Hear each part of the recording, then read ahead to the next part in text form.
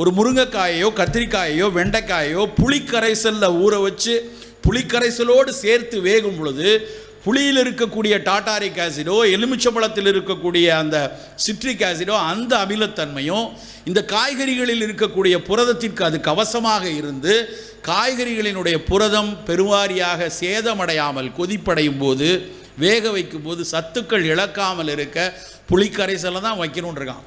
சாம்பாரும் ரசமும் புளிக்குழம்பும் சும்மா வைக்கல நண்பர்களே. ஒவ்வொரு விஷயத்திற்கு பின்னாடியும் ஒரு அறிவியல் ஆதாரம் இருக்கிறது.